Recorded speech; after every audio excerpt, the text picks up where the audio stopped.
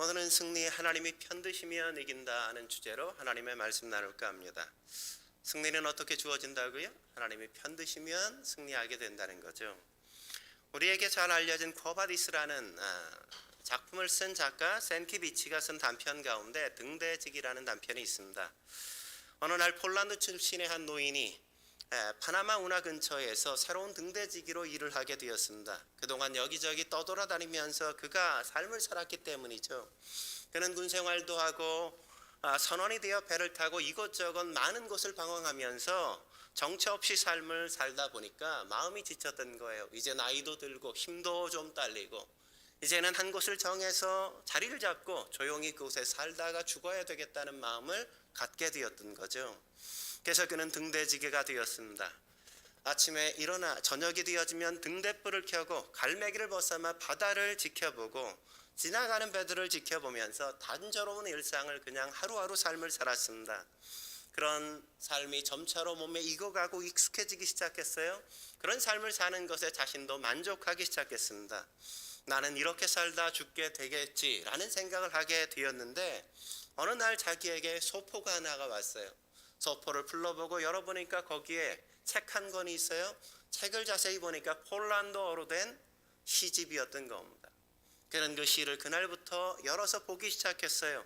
그런데 그 시를 읽으면서 삶이 바뀌기 시작합니다. 시집을 펼치기만 하면 고향에 대한 환상이 마음속에 그려지며 그 고향 땅이 자기에게 막 손짓을 하는 것처럼 막 마음속에 느껴지기 시작하는 거예요. 그렇게 삶이 바뀌어지기 시작하고 삶의 리듬이 깨어져요. 그러면서 어느 날 삶의 패턴이 완전히 다 변화버리기 시작한 겁니다. 그러다 보니까 등대불을 켜야 되는 등대지기임에도 불구하고 자기가 그것을 다 까먹고 등대불을 켜는 것까지도 까먹게 되어진 거죠. 그게 하루 이틀 반복되다 보니까 그는 해고를 당하게 되었어요. 그리고 그는 여기에 내가 정착하며 영원히 살 거다, 죽음을 맞이할 거다 하는 생각을 갖다가 그는 이제 새로운 삶을 다시 출발하기 시작합니다. 노인이 되었음에도 불구하고 그 시집 한 권이 그의 인생을 바꿔버린 거죠. 그렇습니다. 한 책이 한 사람의 인생을 그렇게 변화시킬 수 있습니다. 오늘 본문에도 보면 르호보암의 아들 아비야 역시 북이스라엘과의 전쟁이라는 하나의 사건이 그의 삶 전체를 뒤바꿔 놓은 걸 확인할 수 있지 않습니까? 아비야는 남유다 땅의 두 번째 왕이었습니다. 그는 3년밖에 다스리지 못한 짧은 왕의 통치 기간을 가졌습니다. 왜 그렇게 짧은 기간 3년밖에 왕으로 살지 못했을까요? 열왕기상 15장 3절에 보면 그 이유를 우리가 조금 확인할 수 있습니다. 같이 한번 읽어볼까요? 3절 말씀 시작. 아비암이 그의 아버지가 이미 행한 모든 죄를 행하고 그의 마음이 그의 조상 다윗의 마음과 같지 아니하여 그의 하나님 여호와 앞에 온전하지 못하였으나. 역대기에선 아비야라는 말로 나오고 이름으로 나오고 열왕기에서는 아비얌이라고 나오죠. 그죠? 역대기에 나오는 아비야는 여호와가 아버지시다 이런 뜻이고 열왕기에서 아비암은 바다의 아버지라는 뜻이에요. 성경학자들은 말하길 원래 이 아비야의 이름은 아비암으로 바다의 아버지 아비라는 이름이었는데 그가 어떤 사건을 통해 왕이 되어지면서 아비야로 그의 이름을 개명했을 거라고 생각합니다. 왜 그랬을까요? 무엇 때문일까요? 아마 이 전쟁을 경험하고 오늘 본문의 이 전쟁을 경험하면서 그가 더 이상 나는 바다의 아비가 아니라 여호와가 나의 아버지다 라고 자신의 신앙 고백으로 자기의 이름을 바꿨을 거라고 생각한단 말이죠. 사실 아비야는 그렇게 신앙적인 사람이 아니었죠. 오늘 열왕기상 15장 3절에 기록해 주는 것처럼 그의 아버지 르호보암처럼 그는 모든 악을 다 행하면서 살았단 말이죠. 그의 마음이 다윗의 마음과 같지 않았습니다. 그는 온전히 여호와를 쫓지 않았던 삶을 살았단 말이죠. 한마디로 말하면 그의 신앙이 형편없었단 말이죠. 신앙이 별 볼 일 없었단 말이죠. 그런데 그런 아비야가 북이스라엘과의 전쟁을 만나게 되어지면서 그가 신앙을 갖게 되어지고 신앙이 좋아지게 된 거죠. 왜 그랬을까요? 이길 수 없는 전쟁이었기 때문이란 말이죠. 북이스라엘은 본문에 보면 80만 대군을 이끌었고 남유다는 겨우 병사들이 몇 명? 40만 명밖에 되지 않았다고. 생각해 보세요. 제가 1대1로 우리 의선이랑 싸우면 좀 해볼만 하지만 진선이와 의선이와 함께 싸운다 그러면 뭐 싸우나 마나 아니겠어요, 그죠? 상대가 안 되는 거죠. 잽이 안 된단 말이죠. 그러니까 전쟁을 딱 나가보니까 적이 두 배예요. 그러니까 그런 위급한 상황에 기댈 곳이 그 어디도 없어요. 그러니까 하나님밖에 그가 바라볼 데가 없었던 겁니다. 예? 그래서 그가 어떻게 승리하게 되어지죠? 12절 보면 뭐라고 얘기합니까? 12절 이렇게 얘기하죠. 같이 한번 읽어볼까요? 시작. 하나님이 우리와 함께하사 우리의 머리가 되시고 그의 제사장들도 우리와 함께하여 전쟁의 나팔을 불어 너희를 공격하느니라. 이스라엘 자손들아, 너희 조상들의 하나님 여호와와 싸우지 말라. 너희가 형통하지 못하리라. 전쟁에 나가면서 그가 뭐를 의지해요? 하나님을 의지하잖아요. 우리가 어떻게 하면 이길 수 있다고요? 우리가 하나님과 함께하면 이길 수 있다는 생각을 가져요. 내가 하나님과 함께하면 하나님이 우리를 편드시면 우리가 이길 거라고. 너희가 싸우는 건 우리가 아니라 하나님을 대적하는 게 되는 거라고. 그러므로 너희는 하나님과 싸우지 말라고 그렇게 말하지 않습니까? 그래요. 예? 언제 우리가 승리할 수 있어요? 하나님이 우리를 편들면, 하나님이 우리와 함께 하시면 하나님과 함께하는 자들이 승리할 수밖에 없다고 고백하는 거란 말이죠.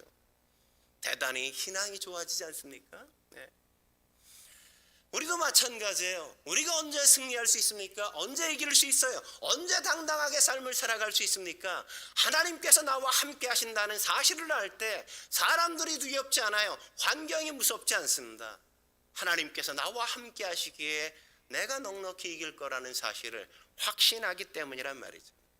사랑하는 성도 여러분, 여러분의 삶 가운데 어려움이 있지 않습니까? 문제가 있지 않습니까? 여러분도 오늘 아비야처럼 전쟁을 치르고 계시지 않나요? 어떤 분은 경제적인 전쟁을 치르고 있고, 어떤 분은 질병과의 전쟁을 치르고 있고, 어떤 사람은 사람과의 갈등이라는 전쟁을 치르고 있을지도 몰라요. 어떤 사람은 영적인 거대한 침체 속에서 사단과 영적인 씨름을 하고 계시는 분도 혹 있을지도 모릅니다. 그런 전쟁에서 우리가 어떻게 승리할 수 있을까요? 어떻게 하면 우리가 이길 수 있을까요? 하나님이 우리를 편드셔야 우리가 승리할 수 있는 겁니다. 그렇다면 하나님이 편드시는 승리를 하려면 우리가 어떻게 해야 될까요? 첫째로 우리는 하나님께 부르짖어 기도할 수 있어야 한다는 겁니다. 우리는 하나님께 부르짖어 기도해야 된단 말이죠. 여러분, 북이스라엘과 남유다의 군사력의 차이가 거대하지 않습니까? 수적으로 80만 대 40만이란 말이죠. 상대가 되지 않습니다. 그렇다고 수적인 열세를 해결할 수 있는 뚜렷한 전략도 남유다가 갖고 있었던 건 아니란 말이죠. 도리어 북이스라엘은 80만 대군을 이끌었음에도 불구하고 그들은 복병까지 남유다 뒤에 배치할 정도로 전략적이었단 말이죠. 남유다의 군대는 완전히 북이스라엘 군대에 포위되고 만 겁니다. 그런데 그 상황도 처음부터 알지 못하고 뒤늦게 이들이 깨닫고 알게 되어지고 확인하게 되었다고 이야기하지 않습니까? 그래서 14절 어떻게 시작되어지죠? 14절에 보면 유다 사람들이 뒤를 돌아보고, 앞에 북이스라엘 군대가 있는 걸 보고 몰랐는데 나중에 보니까 뒤에도 북이스라엘 군대들이 앞뒤로 자기들을 애워싼 걸 비로소 확인하게 되었단 말이죠. 이 얼마나 난감한 상황이에요. 수적인 열세에 전략적으로도 이미 실패한 전쟁이란 말이죠. 이건 뭐 싸우나 마나한 전쟁 아니겠습니까? 절대 승리할 수 없는 싸움이란 말이죠. 그런 사실을 직시하게 되었어요. 문제를 정확하게 파악하게 된 거예요. 이런 상황이 되어지면 이런 때 사람들이 흔히 보이는 반응이 어떤 걸까요? 흔히 세 가지의 반응을 보이지 않습니까? 첫 번째 반응 뭐예요? 불평과 원망을 하게 되어진다. 불평과 원망을 한단 말이죠. 이게 사람들이 가장 많이 사용하는 방법 아니에요? 뿐만 아니라 사단이 가장 잘 이용하는 방법도 바로 이거죠. 이제까지 왕이 뭘 한 거야? 불평하게 되어지잖아요. 아니, 전쟁에 나오면서 전략 하나 제대로 세우지 않은 거야? 이런 원망을 갖게 되는 게 사람들의 본심 아니겠습니까? 사람들은 뭔가 문제가 터지면 가장 먼저 문제의 원인을 다른 사람에게 찾는단 말이죠. 다른 사람을 탓하기 시작하는 겁니다. 그래서 사람들을 원망하고 불평하기 시작한단 말이죠. 자녀들이 시험을 못 보면 뭐라 그래요? 왜 이렇게 시험을 못 본 거야? 엄마 닮아서 그렇지 뭐 아빠 닮아서. 아빠 뭐 공부 잘했어 이러면서 얘기하잖아요. 네? 우리가 살다 보면 어려워질 때 뭐라고 우리가 원망할 때가 있습니까? 부모님이 내 뒤를 봐주지 않으니까 그렇죠. 부모님이 내게 뭘 좀 도와줘 보면 내가 왜 이렇게 살아요? 부모님이 하나도 도와주지 못해서 내가 이 모양 이 꼴이 아닙니까? 이렇게 원망할 때, 부모님을 탓할 때가 얼마나 많아요. 우리는 흔히 어떤 문제가 터지면 부모님을 탓하고 조상 탓하고 그럴 때가 너무나도 많단 말이죠. 사실 이스라엘 백성들도 광야 생활에서 그러지 않았습니까? 광야 생활에서 그들이 늘 했던 게 뭐예요? 불평하고 원망했던 삶을 살았잖아요. 그들은 먹을 것이 없을 때 먹을 게 없다고 원망하고, 마실 물이 없을 때 마실 물이 없다고 원망하지 않았습니까? 해가 뜨기 오면 뜨겁다고 원망하고, 밤에 좀 추우면 춥다고 원망하고, 뭐 긍정적으로 이 현실을 어떻게 극복할까 적극적으로 문제에 대안을 찾거나 그러한 적이 한 번도 없어요. 그들은 그냥 뭔 문제만 터지면 원망하고 불평하고, 그게 그들이 한 전부란 말이죠. 마냥 지금 당한 현실을 남 탓으로 돌리고 책임을 회피하고자 하는 그 태도가 인간이 가진 죄의 본성이란 말이죠. 두 번째 반응 뭡니까? 이런 어려움이 터질 때 사람들이 어떻게 반응하죠? 낙심하고 포기한단 말이죠. 불평과 원망이 다른 사람을 향한 거라면 이 낙심과 포기는 자신을 향한 거란 말이죠. 자신이 능력이 부족하다는 걸 판단한 거죠. 그래서 낙심하고 그래서 포기하게 되어진단 말이죠. 80만 대 40만이 싸우면 뭐 비교가 되지 않잖아요. 당연히 지는 거죠. 잽이 안 돼요. 이기는 게 불가능한 싸움이란 거죠. 여러분, 골리앗 앞에 이스라엘 백성들이 섰을 때, 전쟁을 치를 때도 그러한 걸 우리가 확인하지 않습니까? 골리앗이 나와서 이스라엘 백성들을 깔보고 막 조롱하잖아요. 이스라엘 군대의 하나님마저도 막 비웃고 조롱하고 욕하고 와서 싸우자 막 그렇게 도발하는데, 이스라엘 군대의 그 어떤 사람도 그 골리앗의 그 수모를 참지 못하고 나간 사람이 한 사람도 없단 말이죠. 그렇게 비웃고 조롱하는데도 불구하고 다 두려워서 다 그냥 아무 소리 못하고 진영에 그냥 숨어 있잖아요. 왜요? 낙심했죠. 왜요? 포기한 거죠. 여러분, 가나안 땅을 정탐하고 돌아온 10명의 정탐꾼 역시도 마찬가지 아니었습니까? 그들이 돌아와서 뭐라 그랬어요? 가나안 땅의 사람들은 다 거인입니다. 우리는 그들에 비하면 메뚜기에 지나잖아요. 메뚜기 컴플렉스에 걸린 거죠. 그죠? 밤새도록 울잖아요. 밤새도록 그냥. 왜 울었겠어요? 그들이 낙심했기 때문이죠. 그들이 가나안 땅을 하나님께서 주셨다는 사실을 기억하지 못하고 그런 그 거인 앞에선 메뚜기처럼 자기들이 낙심하고 포기해버린 것 아니겠습니까?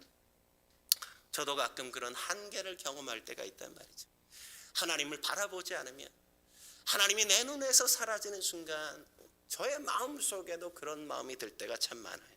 어쩔 수 없구나, 해도 안 되는구나, 이게 내 한계야, 이런 생각이 들 때 내 마음이 낙심하게 되어지고 이젠 그만해야 되는가, 이런 어떤 포기하고 싶은 욕망이 내 마음속에도 조용히 일어나는 것들을 보게 되어진단 말이죠. 세 번째, 이런 문제가 닥치면 어떻게 사람들이 반응하죠? 목표 자체를 잘못 세웠다고 생각해서 죄의식이나 수치심에 사로잡힐 때가 있단 말이죠. 이게 사람들이 갖는 보편적인 문제 앞에선, 내가 해결할 수 없는 거대한 문제 앞에 섰을 때 보이는 반응이죠. 하지만 오늘 본문에 남유다 사람들은 그렇게 반응하지 않습니다. 그들은 그런 현실을 직시하면서도 불평하거나 원망하지 않아요. 그들은 낙심하거나 자포자기하지 않습니다. 그는 죄의식을 갖거나 수치심을 가질 여유, 그런 여유를 갖지 않는단 말이죠. 그들이 다르게 반응하는 걸 우리가 볼 수 있지 않습니까? 14절 말씀 다시 한번 볼까요? 14절 다시 한번 읽어보죠. 시작. 유다 사람이 뒤를 돌아보고 자기 앞뒤에 적병으로 말미암아 여호와께 부르짖고 제사장들은 나팔을 부니라. 앞뒤에 애워싸였음에도 불구하고 80만 대군 앞에 그들이 애워싸임에도 불구하고 그 속에서 그들은 좌절하거나 절망하지 않아요. 불평하거나 원망하지 않아요. 다 죽게 되었다고, 이제 아무것도 소용없다고 그들은 낙심하지 않습니다. 그들이 어떻게 해요? 그런 상황 속에 한 게 뭡니까? 여호와께 부르짖었다고. 하나님 앞에 기도했단 말이죠. 내가 할 수 있는 일이 아무것도 없을 때, 누군가의 도움을 결코 받을 수 없는 상황이 주어질 때, 그런 순간일지라도 우리에게 남겨진 최고의 방법이 있다는 거죠. 그게 뭡니까? 하나님 앞에 부르짖어 기도하는 거란 말이죠. 여러분, 우리도 그래야 되는 겁니다. 위기에 처하게 되거나 내가 해결할 수 없는 문제에 부딪혔을 때 우리는 부르짖어 하나님 앞에 도움을 청할 수 있어야 한단 말이죠. 이건 우리들만이 가진 놀라운 특권이란 말이죠. 기도는 우리가 가진 그 어떤 무기보다 더 좋은 무기예요. 기도는 그 어떤 수보다도 더 큰 수인 겁니다. 기도는 그 어떤 전략보다도 더 나은 전략이라는 걸 믿으시기 바랍니다. 그래서 하나님은 예레미야 33장 3절에 뭐라고 말씀하시죠? 이렇게 말씀하시는 걸 우리가 확인할 수 있지 않습니까? 너는 내게 부르짖으라, 내가 내게 응답하겠고 내가 알지 못하는 그거 은밀한 일을 내게 보이리라. 우리는 알 수 없어요. 어떤 일이 우리 앞에 펼쳐질지, 우리가 하나님 앞에 기도하고 부르짖을 때 하나님이 어떤 놀라운 역사를 이루실지 우리는 아직 확인하지 않았습니다. 우리가 기도하기 전까지 그 일은 결코 우리 눈앞에 펼쳐지지 않아요. 어려움만 보여요. 우리가 해결할 수 없는 문제밖에 보이지 않습니다. 그러나 기도하면 그때 우리가 알지 못하는 놀라운 일이 우리 앞에 펼쳐진다는 사실을 믿으시기 바랍니다. 예수님도 마태복음 7장 7절과 8절에 뭐라고 말씀하십니까? 구하라 그리하면 너희에게 주실 것이요, 찾으라 그리하면 찾을 것이요, 문을 두드리라 그리하면 열릴 것이니 구하는 이마다 받을 것이요, 찾는 이가 찾아날 것이요, 두드리는 이에게 열릴 것이라고 주께서 약속하시지 않았습니까?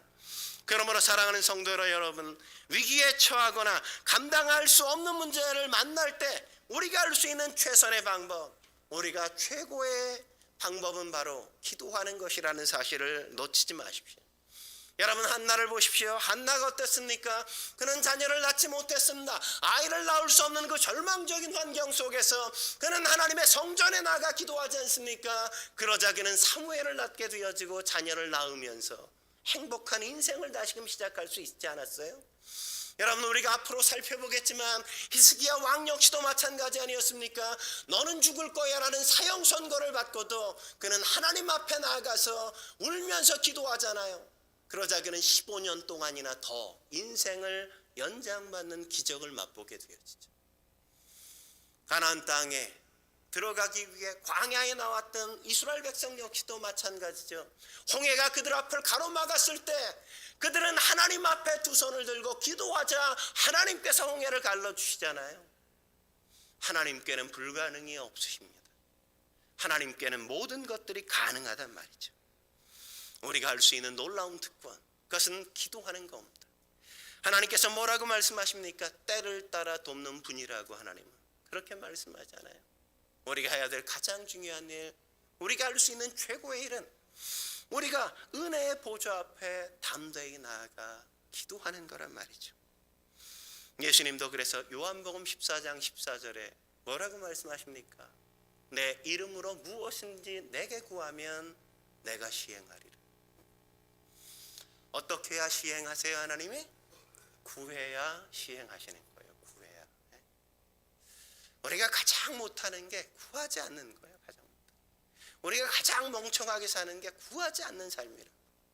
하나님 앞에 전혀 도움을 구하지 않고, 하나님 앞에 그 어떤 손도 내밀지 않고 하나님을 바라보지 않는 것보다 더 패배주의적으로 사는 건 없는 겁니다. 그러므로 사랑하는 성도 여러분, 하나님 앞에 기도하실 수 있길 주의 이름으로 축원합니다. 한 걸음 더 나아가 하나님이 편드는 승리를 하려면 우리는 어떻게 해야 될까요? 두 번째, 우리는 하나님을 전심으로 의지해야만 한단 말이죠. 우리는 하나님을 전심으로 의지해야 되는 겁니다. 사람들은 이런 문제가 다가오면 대부분 뭘 의지하게 되어지죠? 1차적으로 자기 자신의 힘을 의지하지 않습니까? 자신의 건강, 자신의 지혜, 자신의 실력, 자신의 경제력을 믿잖아요.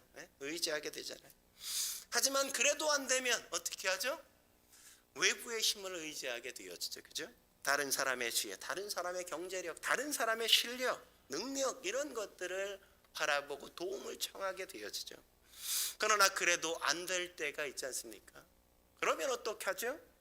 포기하거나 좌절하게 되어지죠. 사람들은 이런 상황을 원망하기도 하고 자신의 능력 없음을 자책하기도 하고 이런 환경에서 나를 도와줄 수 있는 사람이 아무도 없다는 것 때문에 주변 사람들을 또 원망하기도 하는 게 보편적인 사람의 모습 아닙니까? 하지만 우리는 그래서는 안 된단 말이죠. 여러분, 오늘 본문에 남유다 사람들이 어떻게 했다고 이야기합니까? 18절 다시 한번 볼까요? 18절 같이 읽겠습니다. 시작. 그때 이스라엘 자손이 항복하고 유다 자손이 이겼으니 이는 그들의 조상들의 하나님 여호와를 의지하였습니다. 그들이 어떻게 이길 수 있었다고요? 어떻게 북이스라엘이 항복하게 되었다고 이야기합니까? 무엇 때문에 그랬다고요? 그 원인이 뭐라고요? 이는 무엇 때문에? 남유다 백성들이 하나님을 여호와를 의지하였기 때문이라 이렇게 말씀하고 있잖아요. 북이스라엘이 항복하고 남유다가 이겼습니다. 수적으로 불리한 상황에서 전략적으로 미산 상황 속에서 어떻게 남유다가 이길 수 있었습니까? 남유다가 승리한 유일한 방법은 하나님을 의지한 것밖에 없었다고요. 성경은 자주 우리에게 여호와를 의지하는 것이 유일한 승리의 비결이라고 말한단 말이죠. 시편 115편 9절 말씀 볼까요? 뭐라고 이야기합니까? 같이 읽겠습니다. 시작. 이스라엘아 여호와를 의지하라. 그는 너희의 도움이시요 너희의 방패시로다. 왜 우리가 하나님을 의지해야 됩니까? 그 이유가 뭐예요? 그분께서 우리를 도우시기 때문이란 말이죠. 그분이 우리를 위하시면 누가 우리를 대적할 수 있겠습니까? 그분이 우리를 편드시면 누가 감히 우리를 정죄할 수 있겠습니까? 하나님이 우리의 방패가 되신다면 감히 누가 하나님께서 막으시는데 우리를 해할 수가 있느냐 말이죠. 그래서 잠언 29장 25절에 뭐라고 이야기합니까? 사람을 두려워하면 올무에 걸리게 되거니와 여호와를 의지하는 자는 안전하느니라. 그래요. 사람을 두려워하면 그때부터 우리는 꼬이기 시작해요. 사람을 의지하면. 하지만 여호와를 의지하면 담대해져. 그러면 안전해. 당당해져. 인생이 눈앞이 아니라 저 멀리까지 영원한 저 세계까지를 함께 바라보면서 오늘의 이 작은 문제만이 아니라 인생 전 역사를 성공으로 가는 그 길을 바라보기에 당당하게 고난의 길도 넉넉히 걸어가는 거란 말이죠. 다윗도 시편 9편 10절에 그래서 뭐라고 고백하죠? 이렇게 고백하죠. 여호와여 주의 이름을 아는 자는 주를 의지하오리니 그 다음에 뭐요? 이는 주를 찾는 자를 버리지 아니하심이니이다. 왜 여호와를 의지한다고요? 주를 찾는 사람을 주께서 결코 버려두지 아니하시는 걸 알기 때문이란 말이죠. 여러분, 이 고백을 다윗이 그냥 어느 날 하게 되었을까요? 아니에요. 그는 수없이 많은 절망과 어려운 상황들을 경험했고 그 속에서 하나님이 나를 편드시고 내가 하나님을 의지할 때마다 하나님이 어떻게 도우셨는가를 늘 경험하면서 그 경험 속에서 나온 고백이 바로 이 고백이란 말이에요. 여러분, 다윗이 골리앗 앞으로 나아갈 때 사울의 갑옷을 의지해서 나갔습니까? 아니에요. 그는 창과 단창과 검을 가지고 나가서 싸워서 승리한 게 아니란 말이죠. 그는 어떻게 승리했다고요? 하나님을 의지해 나아가서 승리했다고 얘기하잖아요. 사무엘상 17장 45절 말씀 같이 읽어볼까요? 읽겠습니다. 시작. 다윗이 블레셋 사람에게 이르되 너는 칼과 창과 단창으로 내게 나아오거니와 나는 만군의 여호와의 이름 곧 내가 모욕하는 이스라엘의 군대에 하나님의 이름으로 내게 나아가노라. 그러니까 골리앗 그 거인 그 용사 그 장군 앞에 나가면서 그 어린 다윗이 그는 여호와의 이름을 의지하여 나아간 겁니다. 어떻게 다윗이 골리앗을 이길 수 있어요? 어떻게 승리할 것을 기대할 수 있어요? 여호와를 의지했기 때문에 가능했던 거죠. 이사야서 10장 31절에 보면 그 비결이 어떤 것인지를 우리가 확인하게 되었지. 오직 여호와를 앙망하는 자는 새 힘을 얻으리니 독수리가 날개치며 올라감 같을 것이요 다른 박질하여도 곤비하지 아니하겠고 걸어가도 피곤하지 아니하리라. 여호와를 의지하는 자가 이길 수밖에 없는 이유가 여기에 있는 거죠. 왜요? 여호와께서 새 힘을 주시기 때문에 이길 수 있는 거죠. 독수리처럼 올라가요. 다른 박질하여도 피곤하지 않아요? 곤비하지 않아요? 네. 그렇기 때문에 이길 수밖에 없는 전쟁이 되는 거란 말이죠. 성도 여러분, 힘겨운 싸움을 하고 계십니까? 원하는 대로 일이 잘 안 풀리시나요? 미래가 불안하십니까? 그렇다면 하나님을 의지하실 수 있길 주의 이름으로 축원합니다. 마지막으로 하나님이 편드는 승리를 하려면 우리가 어떻게 해야 될까요? 세 번째, 우리는 하나님이 넘겨주시길 소망해야 한단 말이죠. 하나님이 넘겨주시길 소망해야 돼요. 하나님을 의지하고 기도한 결과가 뭡니까? 18절에 이렇게 얘기하죠. 그때 이스라엘 자손이 항복하고 유다 자손이 이겼으니 전쟁에 승리하게 됐어요. 사실 이 전쟁은 이길 수 없는 전쟁 아니었습니까? 수로 보나 전략으로 보나 연륜으로 보나 결코 이길 수 없는 전쟁이었단 말이죠. 근데 이길 수 없는 전쟁을 이긴 겁니다. 불가능이 가능으로 변하게 되어진 거죠. 얼마나 기뻤을까요? 이길 수 없는 전쟁, 이 싸움을 이겼잖아요. 어떻게까지? 근데 이 전쟁 그냥 이긴 정도가 아니라 어떻게까지 이겼냐? 19절 같이 볼까요? 19절 읽겠습니다. 19절 시작. 아비야가 여로보암을 쫓아가서 그의 성읍들을 빼앗았으니 곧 베델과 그의 동네들과 여사나와 그 동네들과 에브론과 그 동네들이라. 어떻게까지 이겼어요? 그냥 전쟁에서 80만 대군을 40만이 무려 50만 명을 죽여버렸어요. 50만 명을. 40만이 50명을 처치해버릴 뿐만 아니라 어디까지 갔어요? 북이스라엘 땅까지 그냥 쫓아가서 북이스라엘 땅을 점령해버렸다고요. 베델과 그 지역 모든 도시들과 그 많은 지역을 정복해서 많은 땅을 차지하는 쾌거를 거두었단 말이죠. 뿐만 아니라 이 전쟁을 통해서 어떤 결과를 얻게 되었다고요? 북이스라엘이 어떻게 되었습니까? 20절에 보면 아비야 때의 여로보암이 다시 강성하지 못하게 되었을 뿐만 아니라 20절 하반절에 보면 여호와의 치심을 입어 여로보암이 죽게 되었다, 이렇게 기록하는 걸 우리가 만나게 되었죠. 하나님을 대적한 자의 말로가 바로 그런 겁니다. 하나님께서 그를 왕이 되게 하셨는데 그가 하나님을 하나님으로 인정하지 않잖아요. 그가 금송아지를 섬기게 되었잖아요. 그러자 하나님이 그렇게 인생이 끝나게 만들고 21절에 보면 남유다가 어떻게 됐다고요? 점점 더 강성하여지니라. 점점 더 강성하여지니라. 여러분, 하나님을 거역하면서까지 발버둥 치지 않아도 강성해질 수 있단 말이죠. 잔재주를 뿌리거나 잔머리를 굴리지 않아도 충분히 강성해질 수 있어요. 승리할 수 있다고요. 어떻게 그런 승리가, 그런 강성해짐이 어떻게 가능해요? 16절에 보면 그 이유를 명료하게 제시하는 걸 우리가 확인할 수 있지 않습니까? 16절 같이 읽어볼까요? 16절 시작. 이스라엘 자손이 유다 앞에서 도망하는지라 하나님이 그들의 손에 넘기셨으므로. 어떻게 승리했어요? 하나님이 그들의 손에, 그들이 누굽니까? 남유다의 손에 누구를? 북이스라엘을 넘기셨다고요. 손에 붙이셨다고요.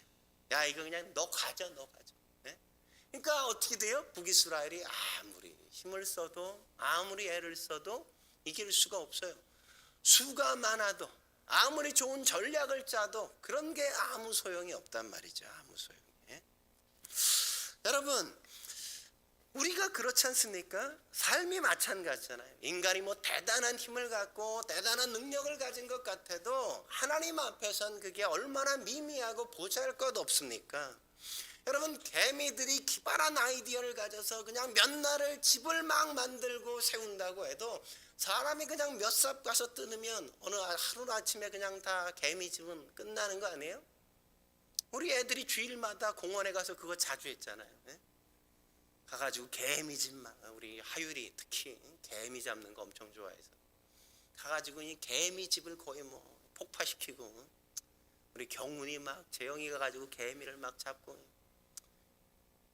일주일 다시 집을 지으면 요 세네시가 가지고 은찬이까지 가서 그냥 개미들을 쑥대밭으로 만드는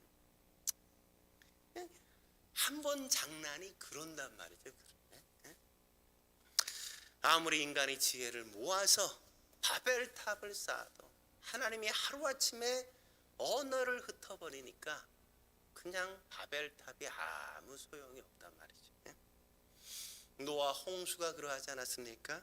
소돔과 고모라가 마찬가지였죠. 애굽이 아무리 이스라엘 백성들을 노예에서 풀어주지 않으려고 해도 않을 수가 없게 된단 말이죠.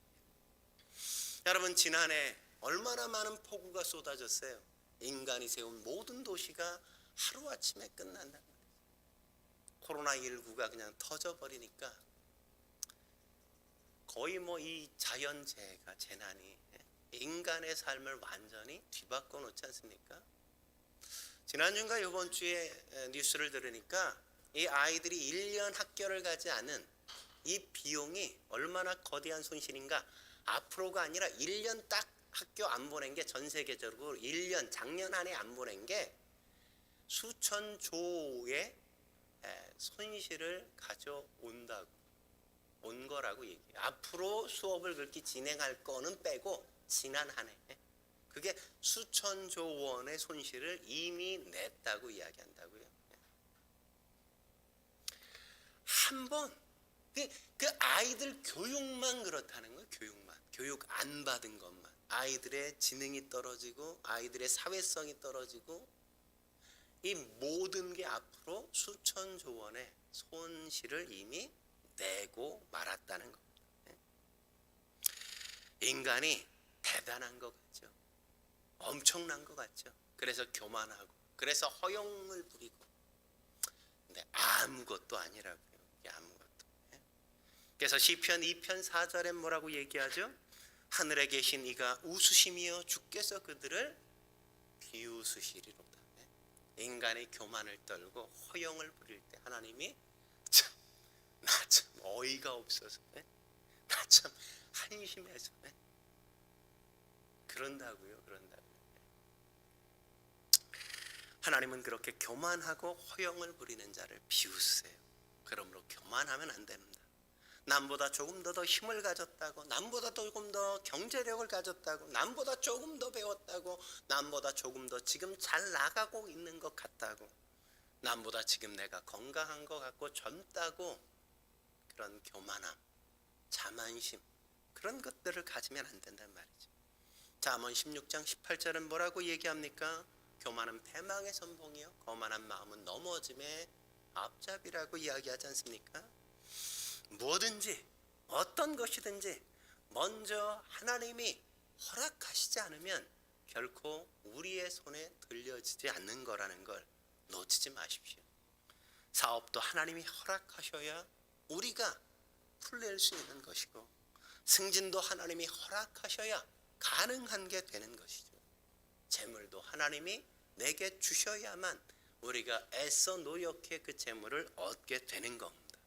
건강도 성공도 행복도 하나님이 우리 손에 넘겨주셔야 우리가 얻을 수 있는 거라는 걸 우리는 놓치지 말아야 돼요. 그걸 깨달았던 잠언 기자가 잠언 16장 1절에 뭐라고 고백하던가요? 이렇게 고백하죠. 마음의 경영은 사람에게 있어도 말의 응답은 여호와께로부터 나오느니라. 우리는 꿈을 꾸죠. 우리는 이런저런 얘기를 아무리 해대도 꿈꾸는 건 자유야. 근데 그걸 결과로 얻는 건 하나님께로부터 온단 말이에요. 잠언 16장 9절 말씀에 뭐라 그럽니까? 사람이 마음으로 자기의 길을 계획할지라도 그 걸음을 인도하시는 이는 여호와이시느니라. 하나님께서 인도하셔야 우리는 그 길을 가는 수 있지. 하나님께서 우리에게 그 길을 인도하시지 않는데 우리가 가는 방법은 없습니다.